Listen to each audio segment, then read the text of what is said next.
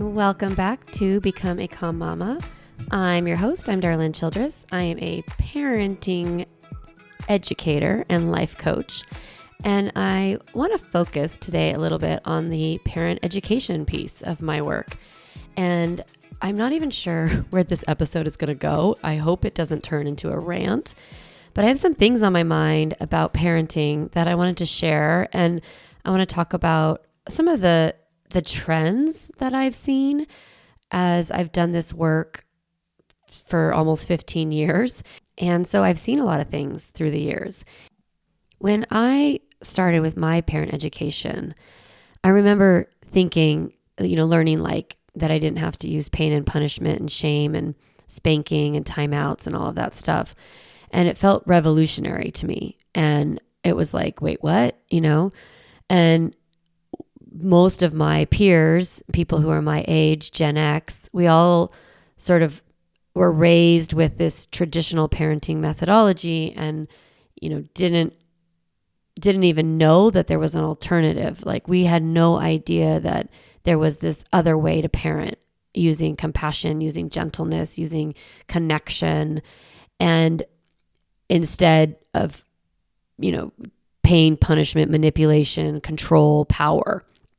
I remember talking to my best friend and talking about Susan Steifelman's work about instead of power over, power with, and really like finding ways to feel, that we can discipline our kids without using punishment.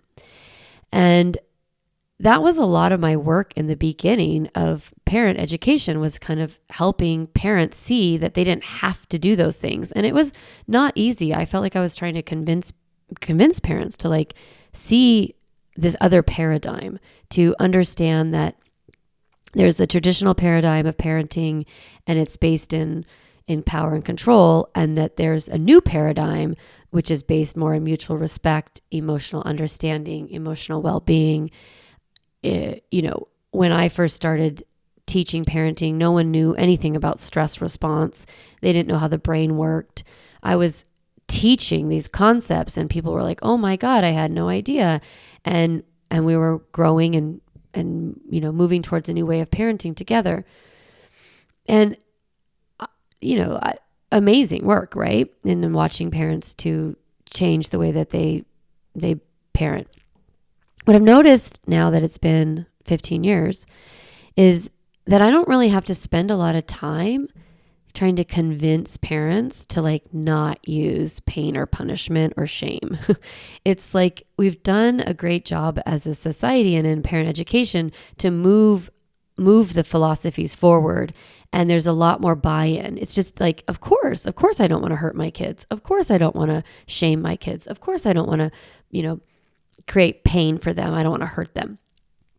And that's amazing. It's amazing to see that just in, a decade and a half, in one generation, essentially, that we have grown and parent education has moved forward, and it's not behavior modification. And there's so much beauty in seeing that we can just, emotionally coach our kids. And I think anyone listening to this podcast knows and feels the same. Like you're like, yeah, no, I don't want to hurt my kids. And I want to help you see that that's actually beautiful, that we're at this place where it's just almost a given that you wouldn't try to hurt your children in order to get them to change their behavior. And not that long ago, that was what we had to work on with parents and in the psyche of parent education, is moving people towards greater understanding of human psychology and the way the brain works and the way that feelings drive behavior. So I'm really grateful, actually, of all of the progress that we have made in parenting. But what's on my mind today is maybe that we've almost gone too far in this paradigm or this pendulum shift. And what I find myself needing to talk about more and more lately is that that consequences aren't mean, that it's not wrong to train your children to teach them that their behavior has an impact, and that, yes, we don't want to intentionally like hurt our kids or manipulate them or create any sort of pain or shame. Like there's no room for that. You don't need to do that. And I know you don't want to. But what I've seen is that parents are sort of afraid right now to say no, to tell their children that, like, yes, you can be unhappy and you can be sad and you can be frustrated, and you cannot hit or kick or punch me in the face, right? To say no, like, your feelings make sense and your behavior or your strategy is causing a problem, and it's not okay. And I don't want anyone to feel bad listening to this. I just want us to realize that we might be moving towards maybe a little bit of permissiveness because we're afraid that we're being mean if we are firm, if we're following through with a consequence. And I struggled with this, especially when I first learned about parenting with compassion and understanding that feelings drive behavior.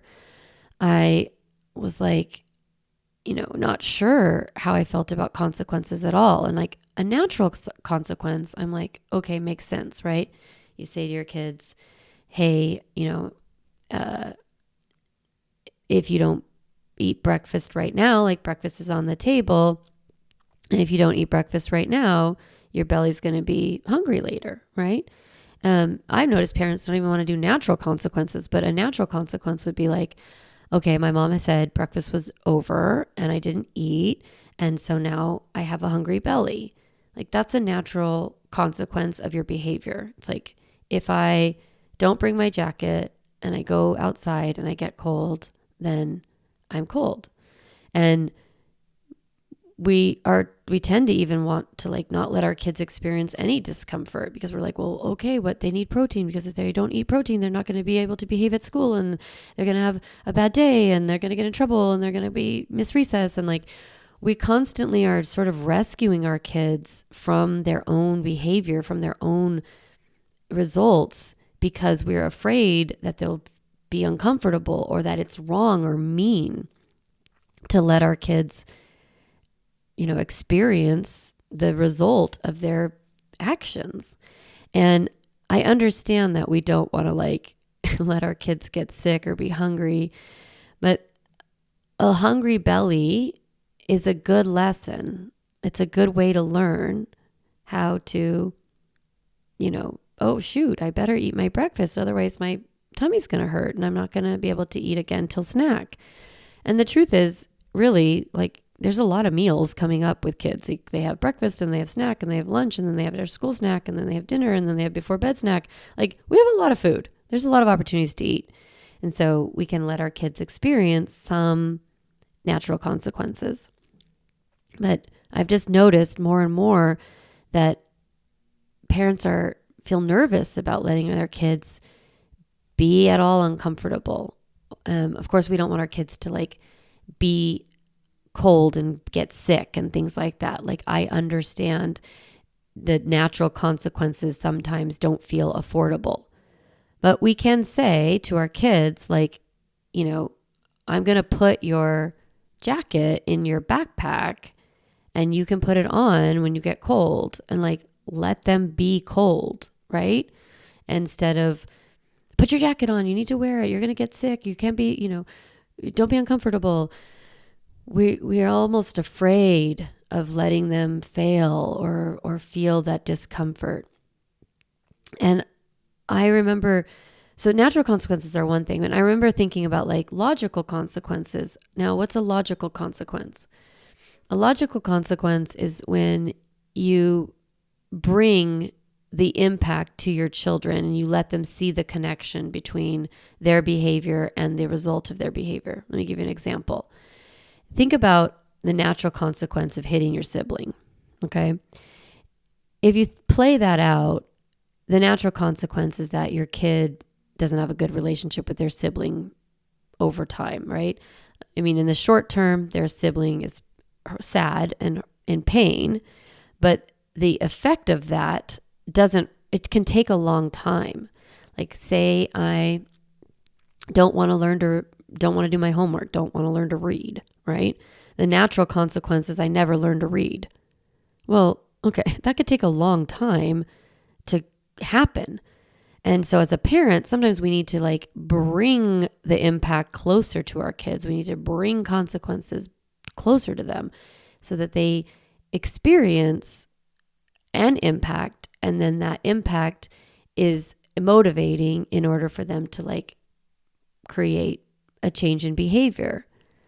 The difference here is that we're not intentionally making them feel pain or hurting them. Like if you don't practice your letters or you don't, do your reading tonight, I'm going to put you in a timeout and I'm not going to talk to you the rest of the night. And you're going to grow up and be dumb and you're not going to know how to be with your friends. And like, we kind of do this shame sprinkle. We isolate them, emotionally disconnect. All of that, it makes it all emotional, makes it all painful. And that's gross. Like we don't want that, right?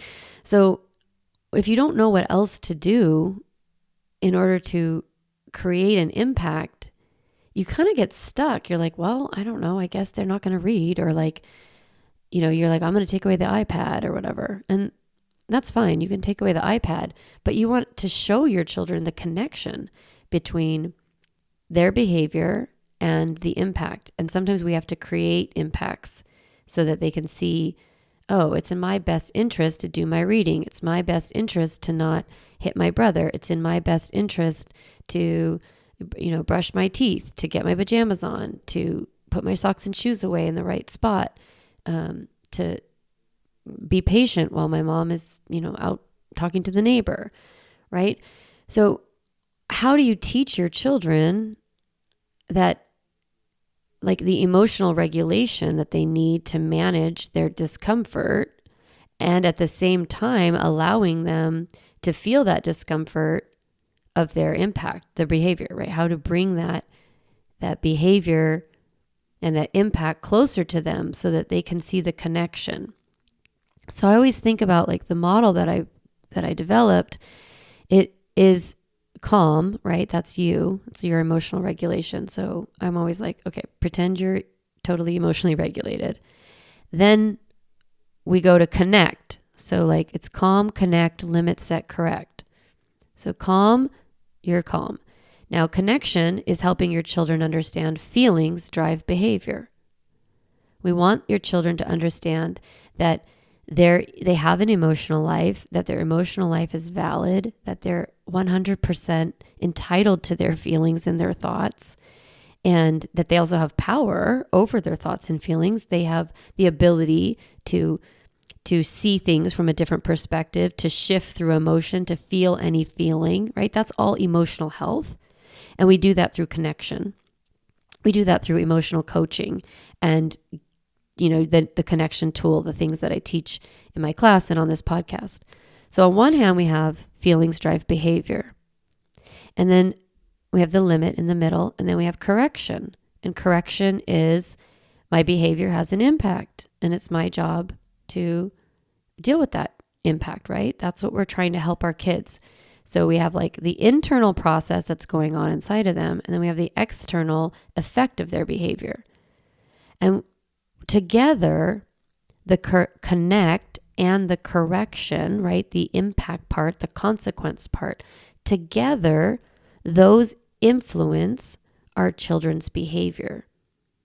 I often have, it's a podcast, so you can't see my hands, but I have like sort of the behavior in the middle. And on one side, I kind of have my hand like on one wall, not a wall, but like one part on one side is the feelings driving the behavior. And then on the other side, I bring my other hand to the side and I say, okay, and now your behavior has an impact. So we have like your feelings are driving your behavior has an impact. Together, you're teaching your kids how to manage their emotions so they behave differently.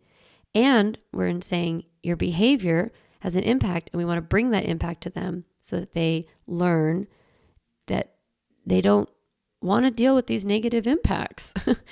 And so we don't have to use pain to teach them, but we do have to demonstrate, we do have to show them that their behavior has an impact, and we do that through consequences.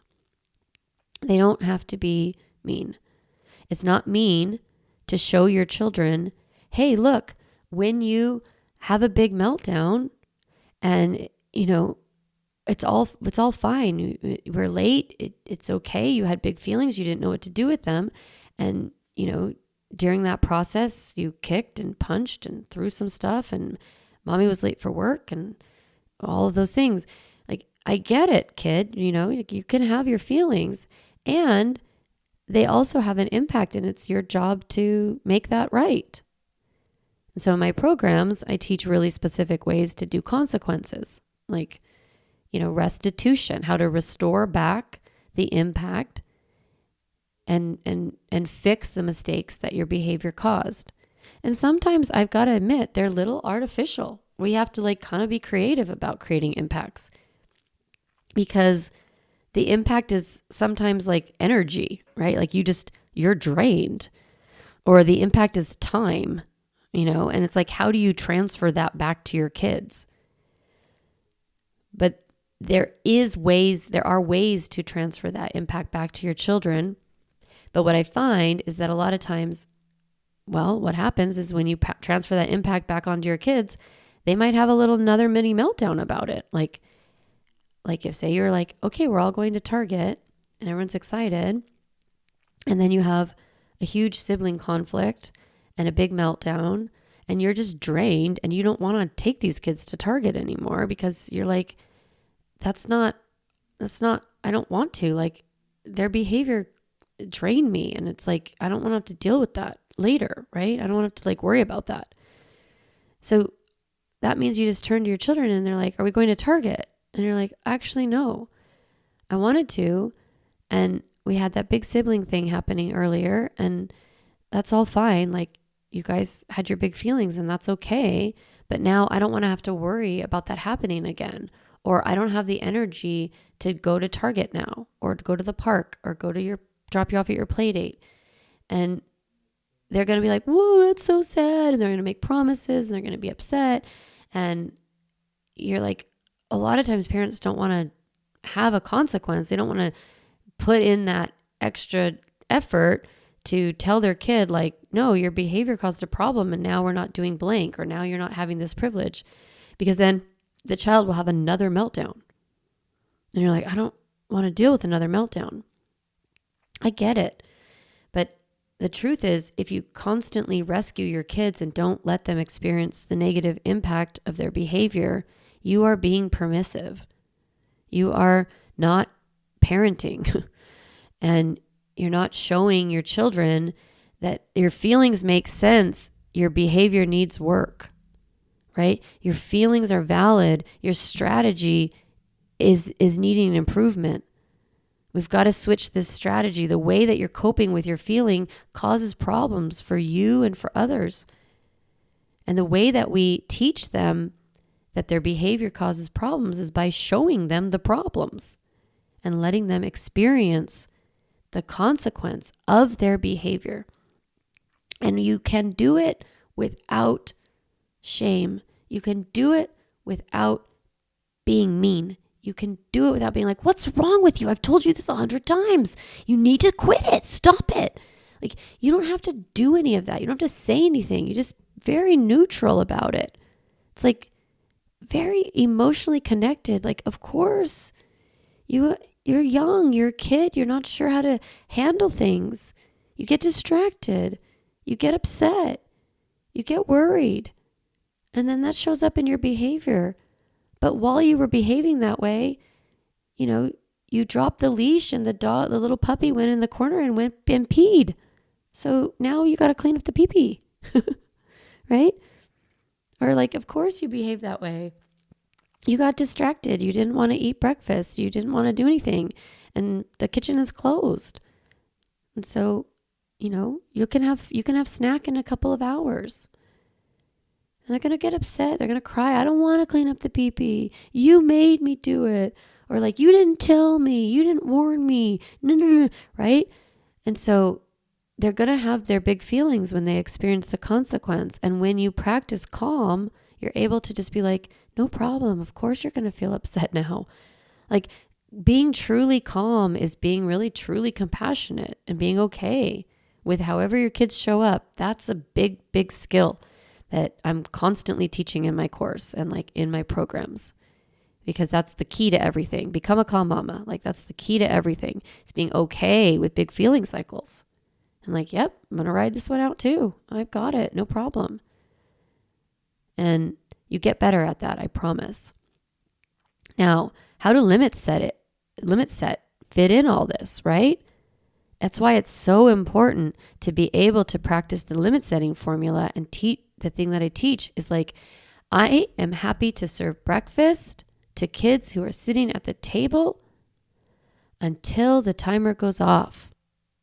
Take it or leave it. So you're really clearly communicating to your kids your boundary and the limit, and even informing them of what happens if they don't listen.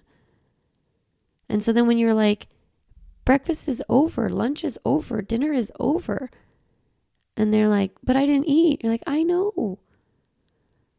That's hard. We'll get you at the next meal. We'll have a big breakfast tomorrow. I always did what I called like before bed snack, especially when the kids, were little, because we would often eat dinner pretty early, like 5:30, because of dinner, bath, and bed. Like, you kind of need to chunk it up pretty early to get those kids in bed, a decent time. So like 5:36, and then, say they're going to bed at 7:30, it's like been an hour and a half. And if they didn't eat a good lunch or good dinner, I would then be like, I'd always have before bed snack. So it'd be like a piece of toast or like a cheese stick or, banana and peanut butter or something like that, so that they would have their bellies full. And then I would just trust like, okay, I know they're going to get another meal. Same with breakfast. Like, they eat breakfast, they don't eat breakfast. It's fine, because I know they're going to have snack at 10 o'clock, right? They have like nutrition at school. Like, there's lots of chances to have food. So letting your kid kind of experience a hungry belly for an hour and a half, it's not a bad good deal. But we want to be able to give limits. And that's where it's like, calm is all about you. In my process, calm is all about you. Connect is connecting to their emotions, helping them understand that their feelings are there. That's why they're acting the way they're acting, and their feelings make sense. Super validating, super compassion. Then we have calm, connect, limit set.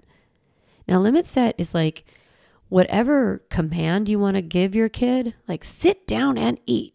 Stop hitting. Put your shoes on. Get in the car.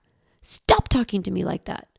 Like, whatever command you want to give is what we turn into a limit. And like, whatever threat you want to give, you better stop it or else I'm not going to give you any more dinner. You flip that. Hey, happy to give you dinner as long as you stop that. So it's like flipping that is part of just learning the new language of limit setting. And we get better and better about it. When you take the course, you get the toolkit, you get like, the connection tool, the limit setting formula, the correction conversation. We have these 3 core tools, and you learn those tools, and then you have, 4 months with me where you practice those tools, and we scenario it out like over and over and over. Whether issue is bedtime, whether issue is, morning routine, homework, sibling stuff, too much sweets, too much screens, not sharing their toys, any of the issues that come up. I have scripts in the workbook of like how to set limits for these really kind of normal situations and how that works. So you get better and better at it, and then it becomes sort of second nature. It's like calm, you know how to calm yourself using the pause break. Connect, you know how to connect with the kids using the connection tool. Limit set, you know how to set a limit using the limit set formula. Correction, you know how to follow through with consequences, having a correction conversation and applying restitution, restoring back. So why I'm sharing this today on this podcast episode is just really because I want to commend parents. I really want to honor and acknowledge how far we've all come. And really, I want to acknowledge and recognize millennial parents and like how embedded it is in you to show up for your kids with this compassion. I am in my late 40s. I'm Gen X. My kids are Gen Z. They, I'm sort of like on the other end of raising my kids. And I've watched Gen X really kind of struggle with trying to release themselves from those punitive measures and from like thinking that they have to lecture and they have to use, a little bit of like, attacking the person a little bit, like you're a liar versus you lied, right? Like moving from shame, which is, you're something's wrong with you, and moving away from shame into like you've done something wrong. It's been a lot of work for Gen X parents, and like those of you who are listening, like good for you. Like we did it. We did not have a model for this, right? But I want to say, like, to the millennial parents out there who have kids that are in this next generation, alpha is what I think they're going to be called. It's like, you guys have it in you already to like release from all that punitive parenting style, and you don't want to shame your kids. Like, you have the purest intentions, and I love it. It's beautiful. I love not having to talk about, hey, spanking's wrong. Like, you don't have to do that. Like, I like that we don't have to spend time me convincing you that this is not the right way to parent, but like this is a paradigm that is available to you. Like, you're already in it. You're already like connected and like committed. I love it. It's beautiful. And I want to invite you to see that permissive parenting is a pitfall of gentle parenting. We need to still parent our children, which means we need to help them understand that their behavior has a result. So it's like their feelings are valid, their feelings make sense, and their feelings show up in their behavior. When they don't know what to do with big feelings, when they don't know how to handle it, sometimes it shows up in off-track behavior. They are responsible for making right when they are off track, to getting back on track, if you will. So if you're confused about how to do that, I want you to know you're not alone. It's like, honestly, this is a part of parenting that's pretty confusing. It's like previous generations had no idea how to emotionally connect or coach their kids. And I know you're still struggling with that because you don't have a map for that either, but like you're in it, you're like working at it. You're like, yeah, of course you can be sad. You guys are really sweet about how you parent your kids. But then when you follow through and you want to show that their behavior has an impact, I know that you get really lost and confused, and it feels mean, and it feels harsh, and it feels ugly, and it feels gross, and you get stuck, and sometimes you yell, and then you're like, I don't want to be like this. And I want to normalize that, of course, you don't know what to do, because there's not really a lot of models for parenting in an impact-based way, consequence-based way, that's not shaming, that's not painful. We don't have a lot of models like this in our society. It's a restorative justice model, really, that I'm teaching you. And so I don't want you to feel lost. Well, you will feel lost, and I don't want you to stay lost. So, reach out to me, join my programs, go back and listen to episodes that I have about consequence and correction and limit setting. And really, I'll work on, sharing more of these philosophies with you, over the next couple of weeks. But in general, I want your takeaway this week to be just noticing if you are like feeling as if your kids aren't experiencing any consequences, and then you kind of feel like their behavior is a little out of control, but you feel lost about it. Just start thinking, like, what impact is their behavior having? And how can I bring that impact back to them? I always think we have 3 resources in life. We have time, we have energy, and we have money. And so usually our kids' behavior impacts one of those three things. And so when we are thinking about like, well, what's the impact here? Is it time? Is it energy? Is it money? How can I transfer that back to my kids? And then we give them a chance to, make that right. Very simple ways, like doing a simple chore for you, or, doing something alongside of you, or writing a note, sending a voicemail to a friend, drawing a picture. Maybe you don't do something that you would normally do because of, you don't take them to the park or something like that. You can gently just say, this is why. It's because I don't have as much time because of your behavior earlier. I don't have as much energy. I know this brings up stuff for you, but I want you to think about the alternative. If you don't bring impacts to your kids, how do they learn? What alternative do you have? You can talk and you can explain, but experience is the teacher. And you can do consequences gently. You can do them without hurting your relationship, without being harsh, without being mean. You can be firm, and you can be strong, and you can be the leader in your family. And that does not mean that you become like an authoritarian parent, okay? So a little bit of hope in there. I have a lot of hope, not a lot of hope for this next generation, and a little bit of a cautionary tale. Just, being on to yourself, noticing if you're rescuing, and maybe, working on that a little bit.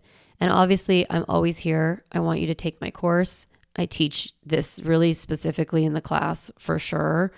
And keep listening to the podcast and reach out to me.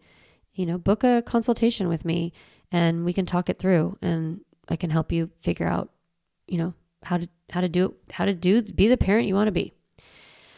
All right, mamas, I will be thinking about you this week and wishing you peace and calm and joy with your children, and also a little bit of strength and leadership. All right, I will talk to you next week. Hey mama, if you enjoyed this podcast episode, I want to encourage you to do two things. The first is go to my website, calmmamacoaching.com, and get a copy of the Stop Yelling cheat sheet. You'll get a step-by-step breakdown of the most important tool I teach, which is the pause break. And you'll also get 40 ideas to reset your body and balance your nervous system so you don't have to yell at your kids. You can get a copy of that, again, at my website, calmmamacoaching.com/stop yelling. The other thing I'd love for you to do is go to Apple Podcasts and rate and review this podcast so that other moms can discover empowering and helpful, practical parenting strategies just like you did today. Thanks so much for listening to the podcast. It means a lot to be in your ear every week and to support you on your parenting journey.